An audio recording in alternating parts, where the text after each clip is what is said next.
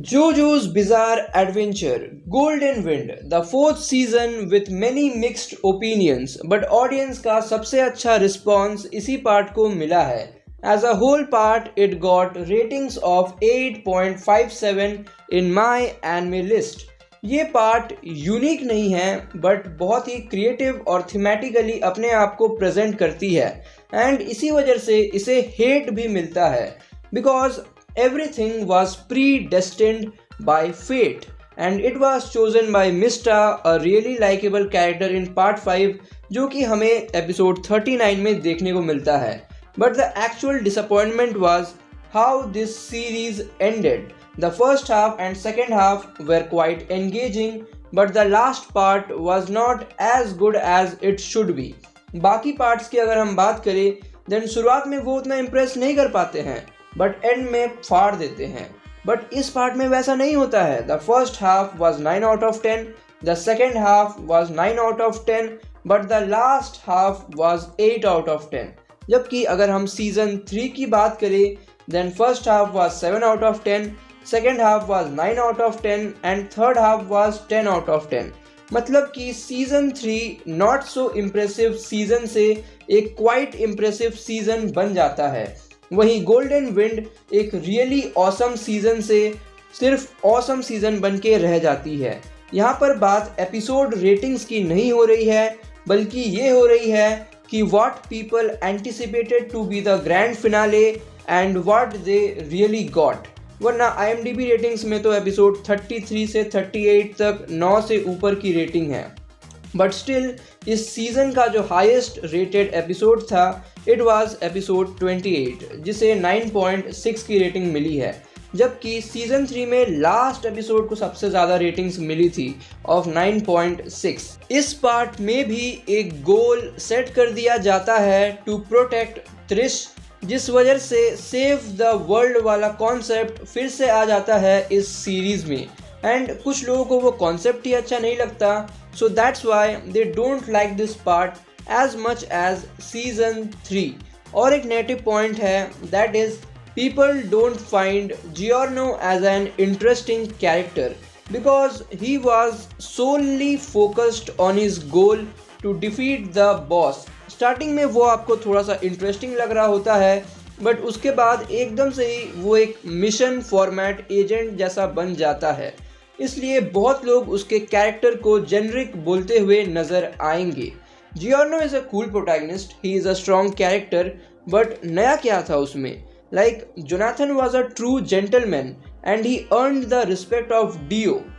Joseph was fully unpredictable and he was also the ultimate life form. Jotaro was badass till season 5 जहाँ पे उसे नर्फ कर दिया गया. Josuke was underrated जबकि character interaction, finding the killer, living a happy life with his family and friends हर चीज़ था उसके पास. He had personality. But Giorno में कुछ ऐसा था क्या जो बहुत ही हट के हो? People say he is a combo of Jonathan and Dio. But क्या उस चीज़ के वजह से उसे प्लस पॉइंट्स मिलने चाहिए? लोगों के हिसाब से तो बिल्कुल नहीं. But one of the reasons why people also don't like season 4 it is because it is the most YAG season of JoJo to be animated. Also villains के potential को बहुत अच्छे से बर्बाद किया गया है in season 4 because विधि का विधान कौन ही बदल सकता है. मैंने आपको स्टार्टिंग में ही कहा था the concept of predestined fate was not very well accepted in part 5. Audience उसे बहुत अच्छे तरीके से एक्सेप्ट नहीं कर पाती है in part 5. तो यही नेगेटिव्स निकल के आते हैं पार्ट 5 में. और अब हम बात करेंगे कुछ पॉजिटिव्स के ऊपर. For me golden Wind is the second most consistent season after battle tendency. Golden wind एक ऐसा सीजन निकल के आता है जो स्टार्ट से एंड तक काफ़ी कंसिस्टेंट रहती है. I will say this is overall the better version of stardust crusaders. बस स्टारडस्ट क्रूसेडर्स की जो एंडिंग है वो मुझे ज़्यादा पसंद है. I mean Dio was full of surprises. पहले उसने काकुइन को मारा, फिर जोतारो के सामने ही जोसेफ को मारा, और जब वो हारने भी वाला था तब भी उसने अपना IQ लगा के जोसेफ का ब्लड यूज़ किया जिससे कि वो रिकवर हो सके और अपने प्राइम फॉर्म में आ सके. जबकि Golden Wind is heavily dependent on episode 39 to actually make sense in the story कि क्यों बुचराटी अबाकियो और नारांशिया के बाद मरा, why Mista was immortal in the whole series etc.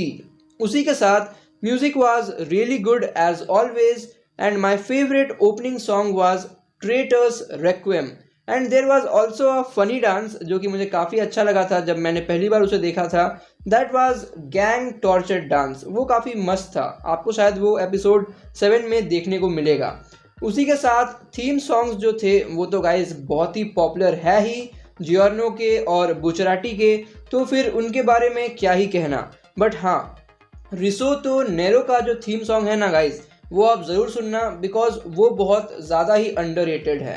तो गोल्डन विंड बिंज वॉचिंग के पर्सपेक्टिव में तो भाई एक वर्थ इट एनिमे निकल के आता है.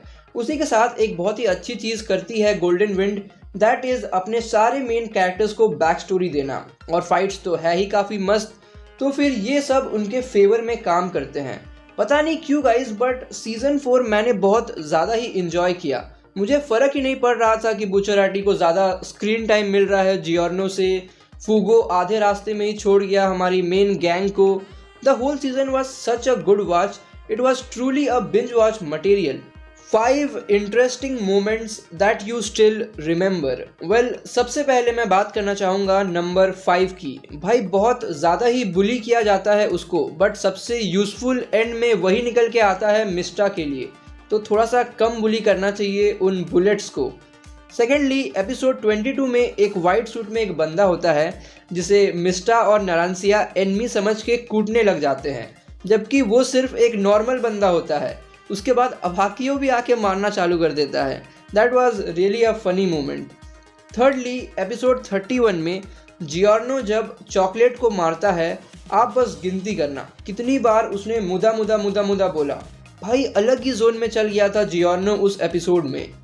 चौथा मोमेंट आई थिंक सो, वो जो स्टैंड था ना, जो पीछा ही नहीं छोड़ रहा था, it was actually an interesting stand, just like cheap trick जो लास्ट सीजन हमें देखने को मिला. एंड आप सोच के देखिए, जियोर्नो की गैंग ने एक क्रैकन छोड़ रखा है पूरी दुनिया में जिसके बारे में लोगों को पता भी नहीं होगा, और उससे सोचिए सेलर्स और फिशरमैन को कितनी प्रॉब्लम्स आती होगी. आखिरी मोमेंट आई विल से, डॉपियो के जो वैरायटी ऑफ फ़ोन्स हैं जो वो यूज़ करता है, वो हर बार एक कॉमेडिक रिलीफ के तौर पर मुझे काफ़ी अच्छा लगा when I was watching this season. तो यही थे पॉजिटिव्स, या फिर नहीं, पॉजिटिव्स भी हो गए और इंटरेस्टिंग मोमेंट्स भी हो गए. तो अब आते हैं ओवरऑल रिव्यू पर. नूब्स के लिए सरप्राइजिंग, जनरल ऑडियंस के लिए पीक, प्रो ऑडियंस के लिए मास्टरपीस विथ फ्लॉज, रिव्यूअर्स के लिए मिक्स्ड ओपिनियंस, और मेरी तरफ से पीक. तो यही था आज का वीडियो. उम्मीद है कि आपको पसंद आया हो, और आपसे जल्दी मुलाकात होगी एक नए वीडियो के साथ. Till then take care and good bye.